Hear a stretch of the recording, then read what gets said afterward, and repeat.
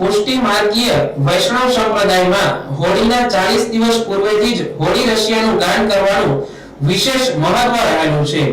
વૈષ્ણવોની ઉપસ્થિતિમાં હોળી રસિયા ગાનનો ધાર્મિક પરંપરાગત કાર્યક્રમ ધામધૂમપૂર્વક ઉજવવામાં આવ્યો હતો।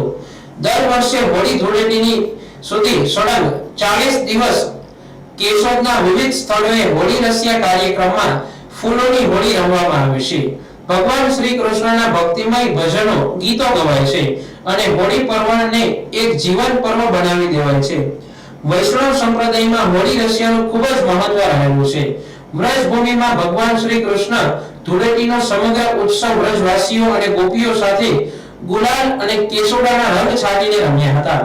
તેમની યાદમાં સમગ્ર વ્રજભૂમિ તથા જ્યાં જ્યાં વૈષ્ણવો છે ત્યાં હોળી રસિયાના ભજનો ગવાય છે। એકબીજા પર પુષ્પવર્ષા કરીને ફૂલોથી હોળી રમવામાં આવે છે। કેશોદના આંબાવાડી વિસ્તારમાં આવેલ ગૌરી પેલેસમાં આજરોજ હોળી રસિયાનો કાર્યક્રમ યોજવામાં આવ્યો હતો। આ ધાર્મિક કાર્યક્રમમાં સર્વોદય પાસે આવેલા હવેલીના માધુરી બેટીજી પધાર્યા હતા। સૌપ્રથમ કાર્યક્રમની શરૂઆત ભગવાન શ્રી કૃષ્ણને ફૂલહાર તથા આરતી કરીને કરવામાં આવી હતી।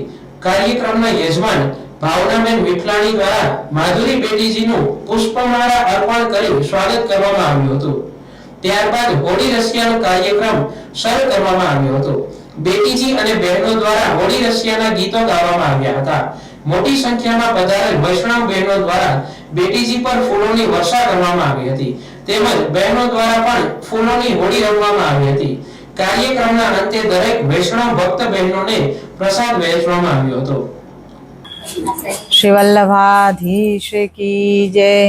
होरी के रसिया की जय। पुष्टि मार्ग કેટલો સુંદર અને અનેરો માર્ગ।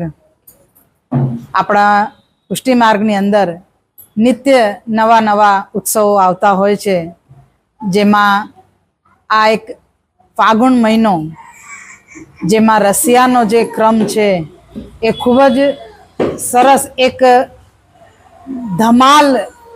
ધમાચકડી જેને કહેવાય એ વસ્તુ છે। રસિયાનો મતલબ છે કે ઠાकुरજીના જે લીલાઓ છે એની સાથે ગોપીજનો એને જીવંત કરી અને ઠાकुरજીને રીઝાવે છે, લાડ લડાવે છે। એક મીઠી નોકઝોક જેને કહી શકાય કે ઠાकुरજી કે અમારી સાથે ચલો, યા જે બરબસ જેને કહે ને જબરદસ્તી ઈચ્છે છે ગોપીજન કે આવું અમારી સાથે થાય, એમ છતાં ના પાડે છે અને ઠાकुरજી એમના મનોરથ પૂર્ણ કરે। એવો સુંદર આ રસિયાનો કાર્યક્રમ, જે રસિયાનો લીલાઓનું ગાન જે થાય છે એ આ રસિયાની અંદર હોય, જેને એક ધૂમ મચાવી એમ કહી શકાય। એ 4 પ્રકારનો ક્રમ, 40 દિવસનો આ ફાગણનો જે ક્રમ આવે છે એમાં 10-10 દિવસ બધા પ્રકારના ભક્તોના માટે આપેલા છે। નિર્ગુણ, સાત્વિક, રાજસ અને તામસ। એટલે એ પ્રમાણે જેમ જેમ સમય આગળ આવતો જાય એવી રીતે ભક્તોનો વિશેષ ક્રમ આવતો જાય છે। એટલે એ પ્રમાણે આ સુંદર ફાગણના દિવસમાં અબીર ગુલાલ, ચોવા ચંદન, જેની પિચકારી ઠાकुरજી આપણા ઉપર એ રંગના દ્વારા કૃપા વરસાવે છે, એ ક્રમ આપણા પુષ્ટિ માર્ગની અંદર છે, જેનો આનંદ આપણે અહીંયા લઈએ છીએ। શ્રી વલ્લભાધીશ કી જય।